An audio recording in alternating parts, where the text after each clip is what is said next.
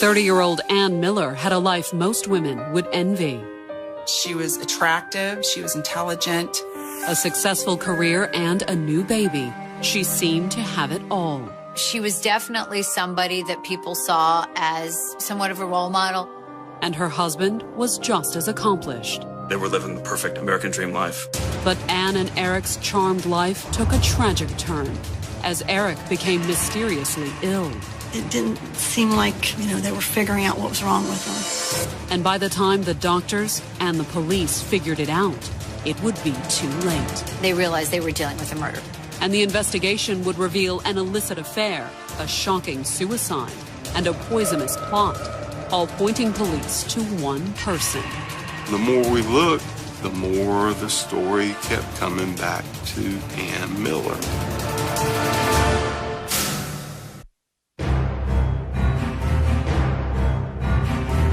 Raleigh, North Carolina, December 2nd, 2000. 30-year-old Eric Miller was used to battling mysterious ailments. Eric was actually doing research on pediatric AIDS. But in this particular instance, Eric's battle was a lot more personal. He wasn't doing research. He was in a hospital bed fighting for his life. Even though he was sitting there, deathly ill, he was downplaying it, saying that he'd be fine. Eric's doctors weren't so sure, however. It was very mystifying to all the medical people that were working, trying to help him, trying to save him. It's just a mystery as to why this kid's so sick. Symptoms that you would see either in the flu or some sort of food poisoning.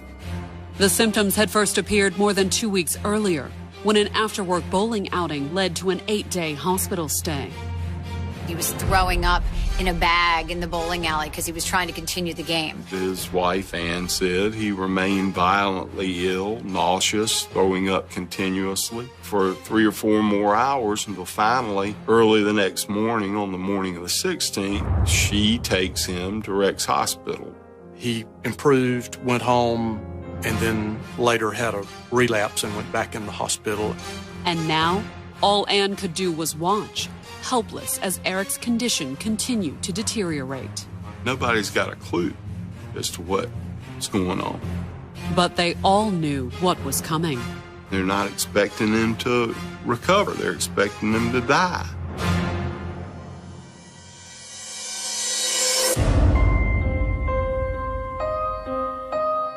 Born in 1970, Ann Breyer stood out in the quiet rural town of Spring Grove, Pennsylvania. Ann grew up in the Midwest, small town, all-American girl. She was an athlete. She was popular. She was bright. And she was always very polished. Her outer appearance was very important to her, how she dressed, her makeup, her hair, everything down to her fingernails and toenails. She was definitely somebody that people saw as somewhat of a role model. As ambitious as she was beautiful, in 1988, 18-year-old Ann enrolled at Purdue University and set her sights on a chemistry degree. But she found her strongest chemical connection when she met fellow student, 18-year-old Eric Miller. Essentially, almost a perfect man. Outstanding student, very good athlete. Eric excelled at everything he did. Eric always did the right thing, was always good in school. In other words, Ann and Eric seemed like a perfect match. I distinctly remember him coming back from class one day to our apartment and saying, guys, Tom, I've met this girl. And you could tell, instantly that he was head over heels with, infatuated with her. He was very smitten. She was attractive. She was intelligent. She seemed to be very interested in the same things, skiing or tennis or all the things that he liked to do. It was a pretty good fit for him. She was blonde, and it just kind of looked like the Ken and Barbie type of thing. Graduating from Purdue in 1994, Eric and Ann soon married. They pursued their PhDs at North Carolina State and moved into a comfortable house in Raleigh, North Carolina. Ann wanted to go to North Carolina. Her family was already there, and he saw his future with Ann. Eric loved Ann unconditionally. His life, his world revolved around Ann. Not that attending NC State was a sacrifice. The university's PhDs commanded high pay at the private labs crowding North Carolina's Research Triangle. They were both pretty well satisfied with the educational opportunities and graduate school opportunities offered at NC State University.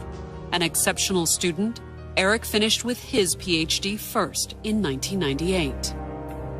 He was torn. Part of him wanted to enter industry and do research and support the field in that way, but was really leaning towards a different direction where he could do more research in the medical field. Eric ended up passing on a high-dollar job with one of the Triangle's major drug manufacturers and decided to pursue a government-funded research position. Rather than making big money at one of the pharmaceutical companies, he decides to take a federal grant and work on pediatric AIDS. He was just the kind of guy that really cared about children, really cared about making a difference in the world, and he was so proud of the work that he was doing. But with Anne still pursuing her PhD at NC State, life wasn't easy for the young couple. Eric wasn't making a whole lot of money as a research fellow. None of them do. And the couple struggled even more when Anne became pregnant. Eric's family was constantly loaning them money, giving them money, and it was never enough.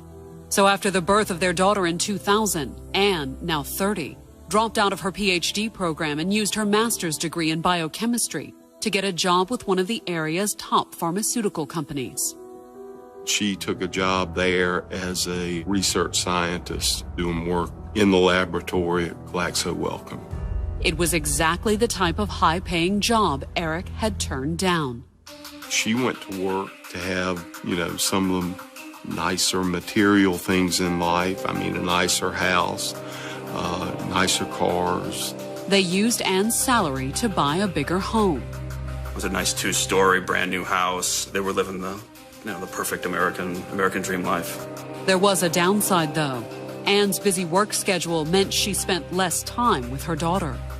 Eric did everything. Eric cared for his daughter, feeding and the diapers. Anne's new job brought other changes, too. She had some, cosmetic surgery on her chest, and she also had lots of other kind of beauty treatments. Eric appreciated Anne's new look, but on all those nights that Anne worked late and left him alone with the baby, he began to wonder, was he the only one? Maybe there was some issue of Anne working around an environment that was primarily men, and maybe, it was getting a little bit uncomfortable for him for his wife to be working around men all the time. Was it possible that Anne was having an affair? Or was Eric overreacting? After all, few of Anne's fellow researchers had her husband's good looks. And most, like coworker Daryl Willard, were married. Daryl was very much of, for lack of a better word, a geek that was very good in chemistry, but maybe not other things. Anne had even seen Daryl outside of work, but it appeared to be entirely innocent. Several of the people that worked at Glaxo had started going on bowling outings. Anne had gone a couple of times. Eric had even gone with her on a few of the outings. But his trip to the bowling alley on the night of November 15th, 2000 would be his last, cut short by the mysterious and eventually fatal symptoms. To ease Eric's concerns about her male coworkers, Anne insisted Eric attend a guys' night out at a local bowling alley with Daryl Willard and a few colleagues. Anne's justification, well, if you go out and start getting involved in various activities with these guys I work with, then you'll feel more comfortable. Eric tried to be enthusiastic, even when it became obvious they'd picked the wrong night for bowling. Everybody knows if you're going in to bowl with 2 or 3, 4 friends, you don't do it on league night because all the lanes are going to be taken. The group ended up having to wait for a lane. Everybody goes over to the snack bar. They order hot dogs and whatnot. The men decide to get some beer. Daryl Willard then goes and purchases that beer. Eric tastes his beer and says, this beer tastes kind of funky. The other coworker, who had already, sipped some of his beer, said, hey, that's just bowling alley beer. And at some point, the cup of beer that Eric's drinking from gets tipped over. But midway through the game, Eric was suddenly struck down by a bizarre and painful stomach ailment. He's having to bowl with one hand and puke into a trash can with the other. He went home, and his wife eventually drove him to the emergency room. Admitted into Raleigh's Rex Hospital, the doctors initially assumed it was something Eric had eaten. The physical effects of whatever was going on with him at the time were like intestinal. Was it simply food poisoning, or was it something else? The initial suspicions were that perhaps he'd been exposed to some strain of virus or bacteria at work. He works in an environment that's very rich in, exotic viruses. The doctors at Rex ran multiple tests, but couldn't seem to find a cause for his illness. They put him through so much, it was just heartbreaking. Blood test, bone marrow, which is supposedly very, very painful. Eric was moved to Rex's ICU, but after 5 days with no improvement, he was transferred to the University of North Carolina Hospital. They make arrangements and transfer him from Rex to UNC Memorial Hospital over in Chapel Hill, primarily because labs are faster. They've got much more, advanced laboratory capabilities at that large research hospital than they do at Rex. The doctors at UNC were no closer to figuring out what was wrong than their colleagues at Rex had been. But slowly, with Anne by his side, Eric's condition started to improve. He was able to be moved out of ICU by, I think it might have been like Thanksgiving night. I know by Friday he was eating and sitting up, trying to get up out of the bed. And on November 24th, after almost 10 days in the hospital, Eric was finally well enough that his doctors sent him home. On Thursday of that week, he actually takes a short walk around his little cul-de-sac neighborhood that he lives in. He's showing lots of signs of improvement. The doctors had never identified his mysterious ailment, however. And on November 30th, just 6 days after his homecoming, Anne would once again be rushing Eric to the hospital. He ends up getting taken back to Rex Hospital, the emergency room, because these symptoms have reoccurred. Coming up, the doctors make a startling discovery. Someone was trying to kill him. And the police search for the perpetrator. What kind of person can do something like this? Released from a Raleigh, North Carolina hospital after battling a mysterious illness, Eric Miller had spent the last 6 days recovering at home with his wife Anne by his side. He started to really come around. In fact, he was eating. He had seen his regular doctor.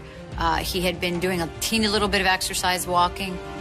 On the evening of November 30th, Eric had even felt well enough to celebrate his recovery. He and Anne had gone out for a romantic dinner. But during the meal, he had suffered a sudden, severe relapse. He's having explosive nausea. It's like somebody's just wrenching out his insides. Anne rushed Eric back to Raleigh's Rex Hospital. But the doctors there were just as mystified as ever. It was just very, very frustrating. It didn't seem like, they were figuring out what was wrong with him. Over the next 24 hours, Eric's condition continued to worsen.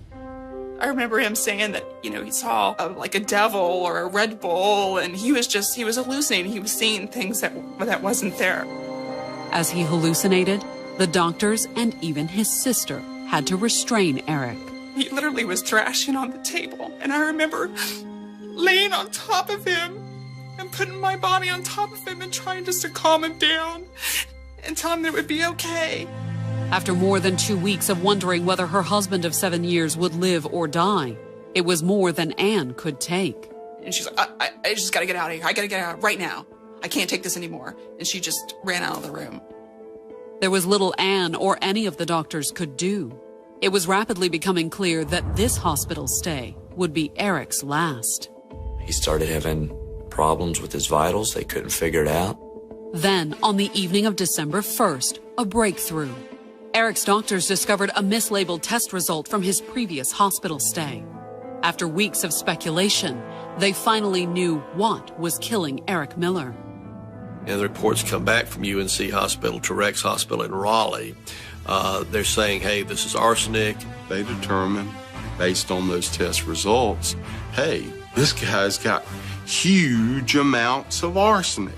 At that point, they didn't know if he was poisoned or if it was an environmental cause. But since it could be poison, the hospital immediately contacted the Raleigh Police Department with the information. Although by the time detectives arrived at the hospital, it was too late. By the time we, get out there, try to interview Eric, he's not in a position or able to provide us with a whole lot of information. Instead, when the police tried to limit access to the room, Eric used what little strength he had left to ask for Ann. And Eric said, oh no, I've got to have Ann. With Ann at his side, Eric Miller died early the next morning.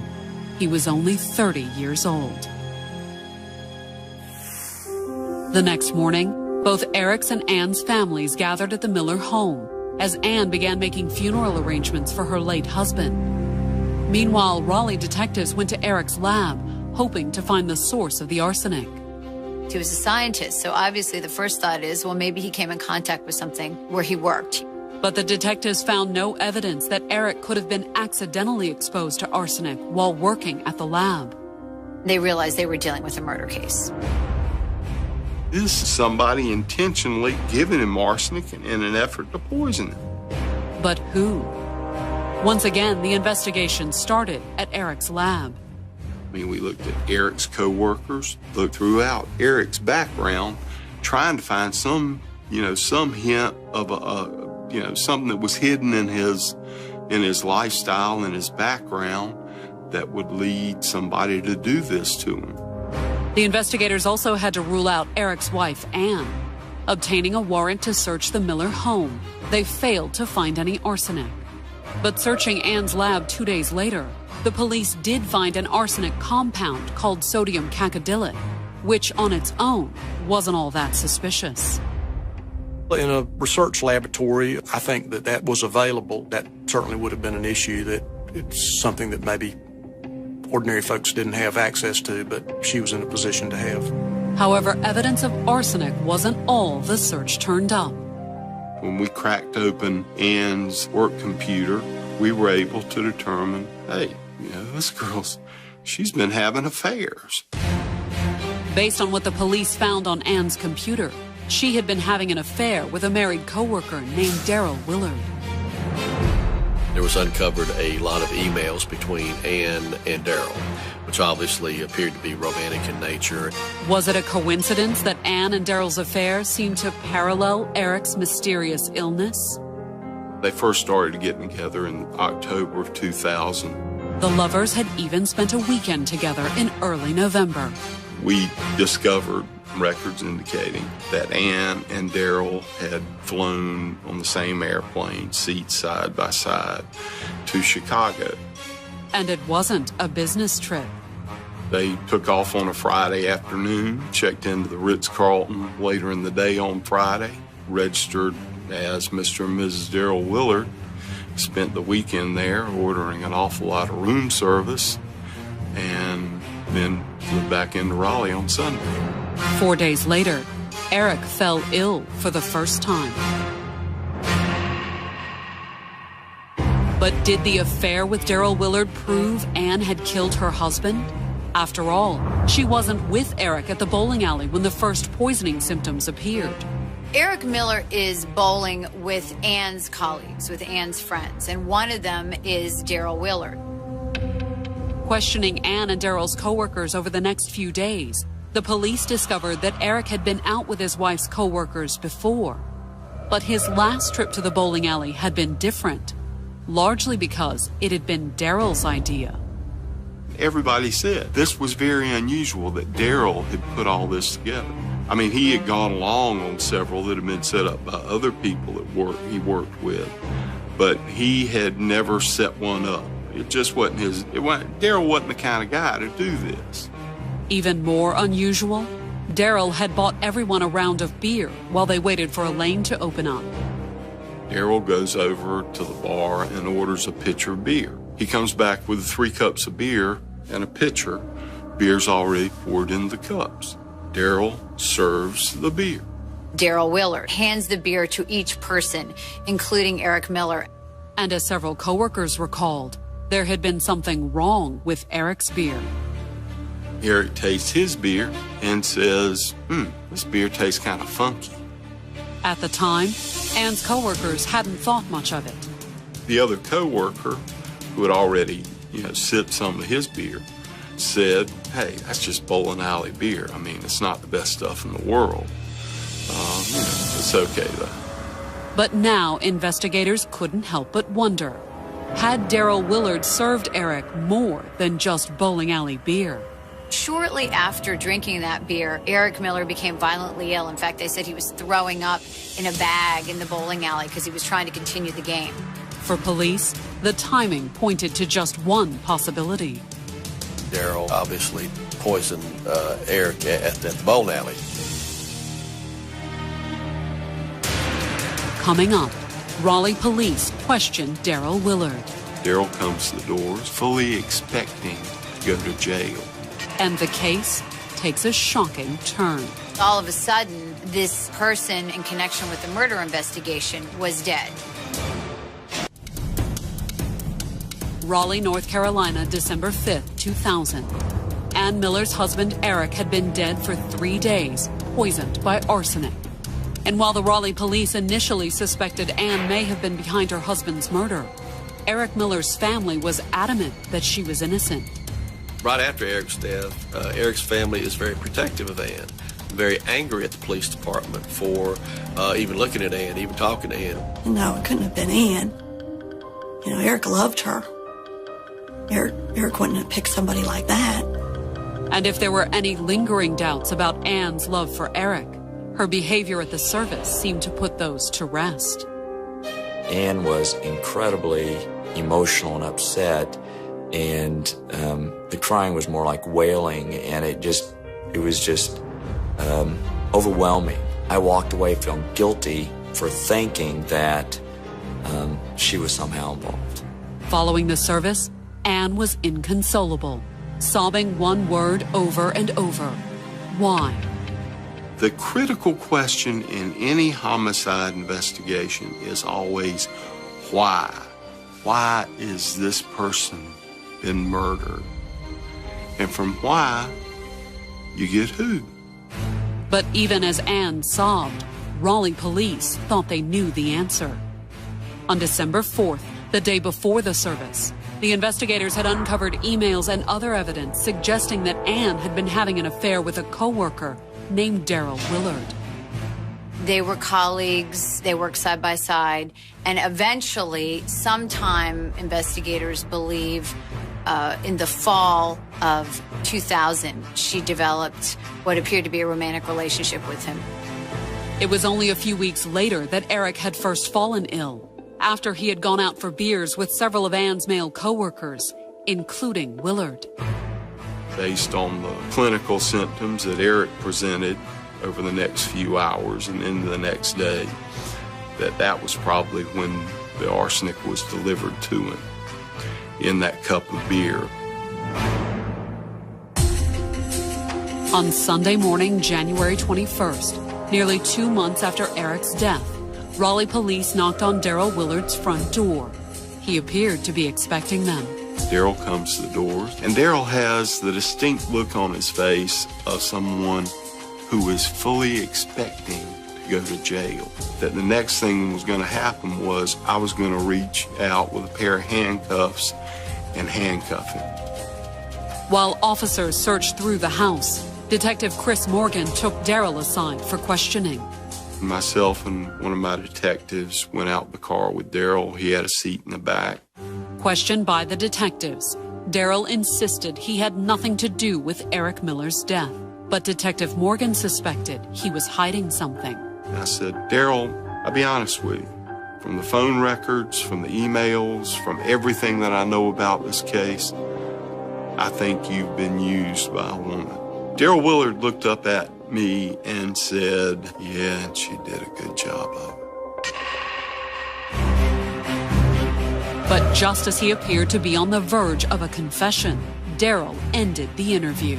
The next thing out of his mouth was, "I can't talk to you anymore. I got to call my lawyer." The search of the house failed to produce any traces of arsenic. With insufficient evidence to make an arrest, the detectives told Daryl he was free to go. At 5:30 the following afternoon, Daryl Willard's wife Yvette pulled her car into the driveway of the couple's home. When she walked into the garage, she made a horrifying discovery. The very next day, after the search had taken place and the search warrants had become public in the local newspaper, Daryl Willard committed suicide. Daryl shot himself. It was a pretty clear-cut case of suicide. There wasn't any suspicion that there had been anyone else involved. In a note left tacked to the wall, Daryl Willard had written an apology to his family. He also explained that he had been wrongly accused of Eric Miller's death. With their prime suspect dead, the investigation had hit a huge roadblock, and the authorities began to worry whether they would ever get the evidence to bring Eric's killer to justice.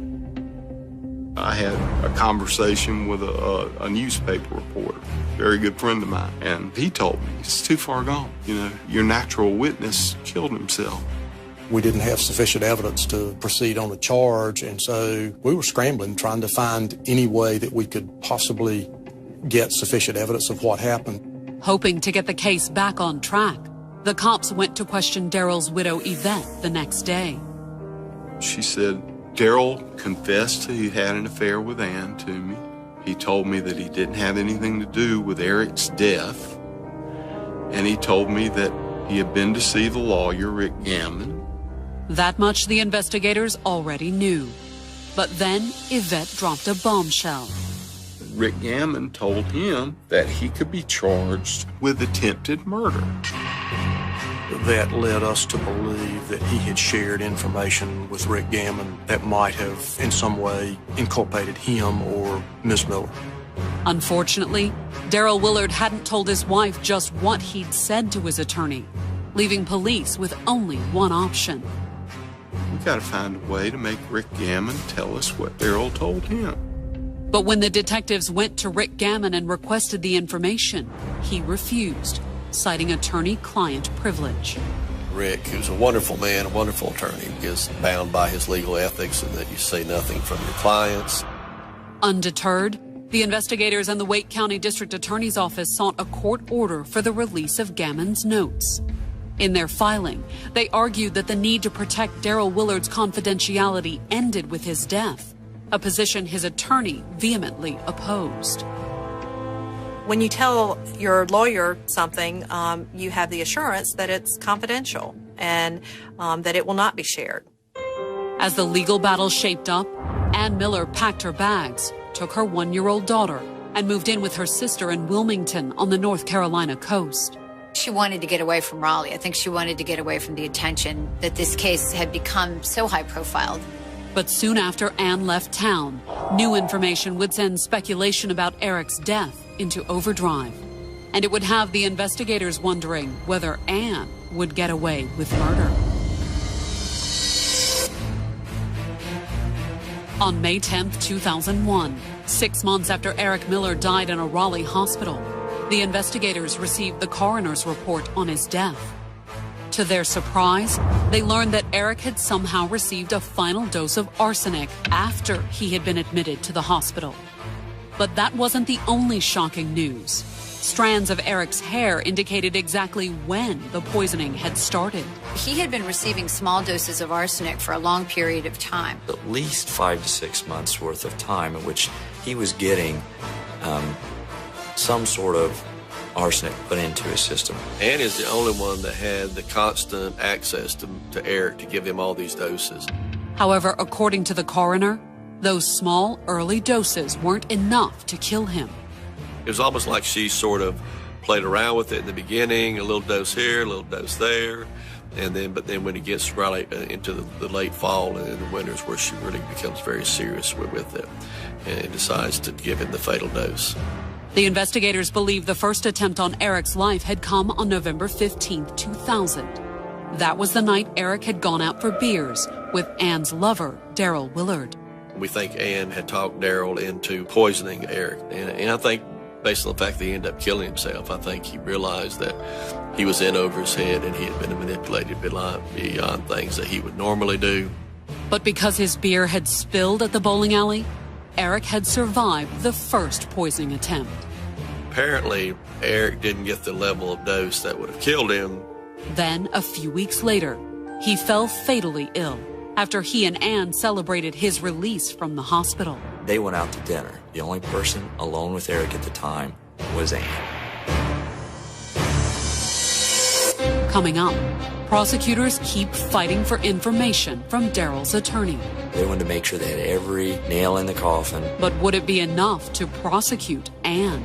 At no point until we had that information did we feel like we could go forward.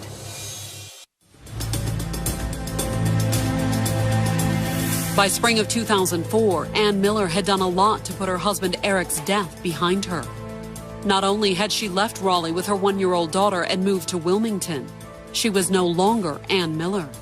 In November of 2003, almost 3 years after Eric's death, she'd married a man named Paul Kontz. He was in a Christian rock band, and she kind of settled into a very domestic life. But whether she called herself Ann Miller or Ann Kontz, Raleigh Police and the Wake County District Attorney's Office still considered her the prime suspect in Eric's poisoning. The more we looked, the more the story kept coming back to Ann Miller. You know, each time he got sick, she was the person who was there that would have pointed to her being the person to give him the arsenic. Investigators had shared their suspicions with Eric Miller's family. However, there was one small problem.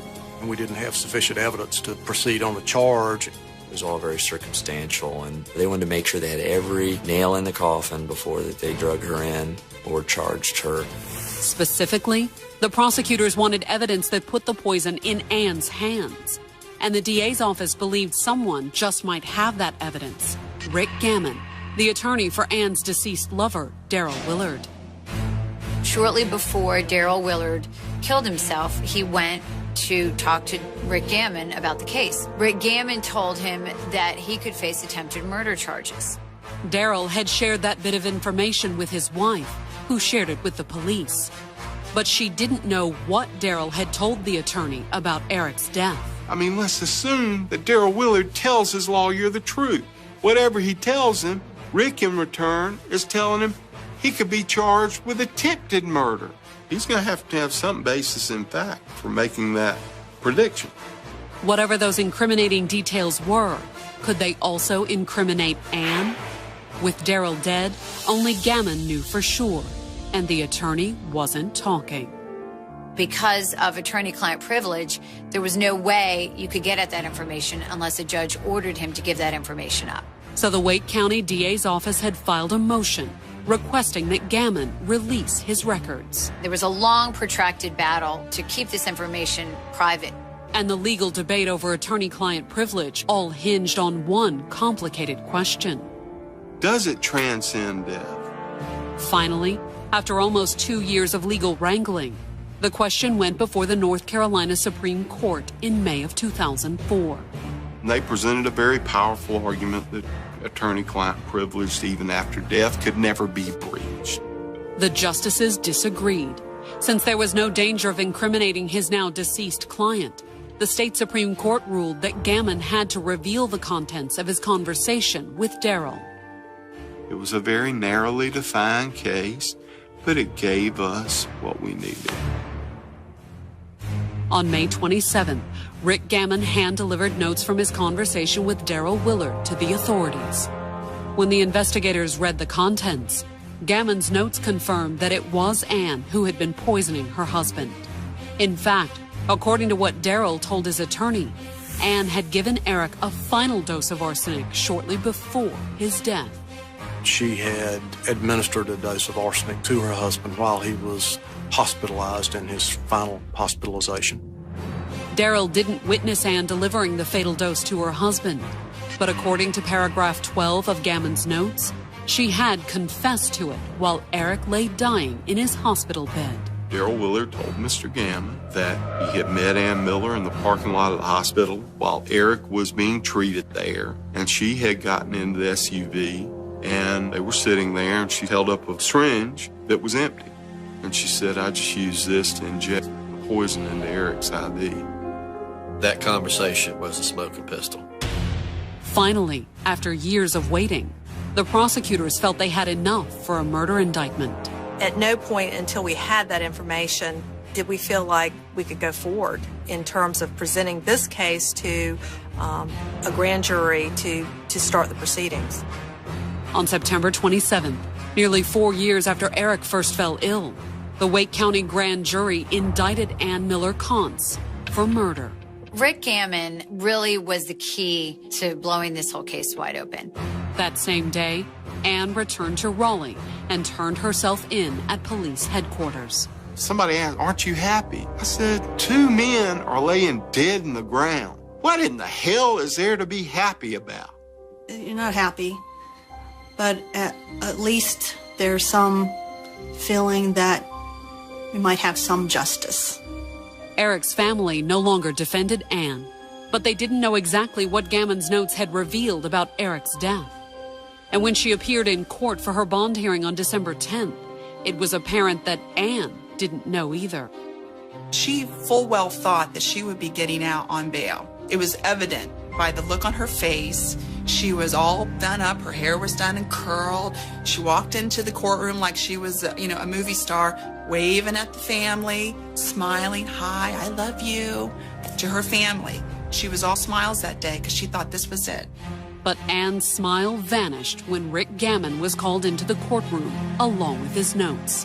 When Rick Gammon literally brought paragraph 12 to the courthouse, he was met in the elevator by media just staring at the envelope, like we could actually maybe hopefully glean what was in that envelope by just looking through it.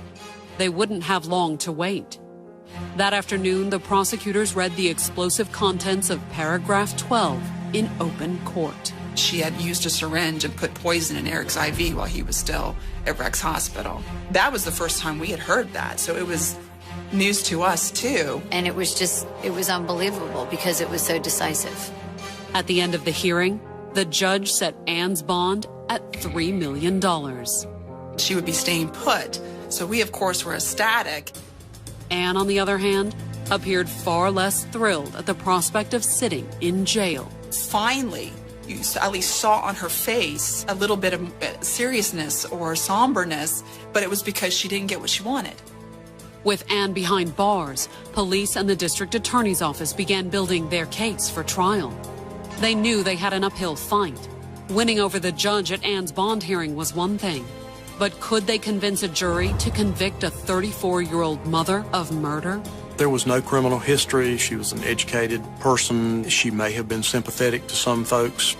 And Ann was sure to play on that sympathy. If the investigation had proved anything, it was that she was a master manipulator. She was a chameleon. She could appear seductive one minute, and she would look like a Puritan the next minute. There was a real fear that you put her in front of a jury and people are going to feel sorry for her. It scared me. It really scared me. Going into a room with 12 good citizens of Wake County who are still human, it scared the hell out of me. When Ann walked into a North Carolina courtroom on November 7, 2005, she faced the possibility of life in prison. In fact, Ann had already spent most of the past year behind bars, unable to make bail. She was given a $3 million bond, which was obviously too high for most people to make. She was then transferred to women's prison because there was a feeling that she was going to be in prison for quite a long time waiting for trial. But could the prosecutors keep her in prison permanently? In terms of the scientific evidence and being able to pinpoint exactly when doses were given, there are going to be some difficulties in terms of proof in this case. The prosecutors would never have to make their case. Ann had come to court that morning to plead guilty to second-degree murder and conspiracy to commit murder in exchange for a minimum of 25 years in prison. I felt like given everything that we had and what we knew in terms of difficulties in trying this case, that it was an appropriate resolution of the case. Eric's family had agreed to the plea deal, although the hearing held little in the way of closure for them. This was the first time that our family got to read our victim statements, and it got to address her in some direct fashion. And it wasn't as satisfying as you might think. My one daughter asked, "Gosh, Ann, why? Why? Why didn't you divorce him? Why take his life?" But Ann never answered her former in-laws' questions. This was not a woman that killed for money.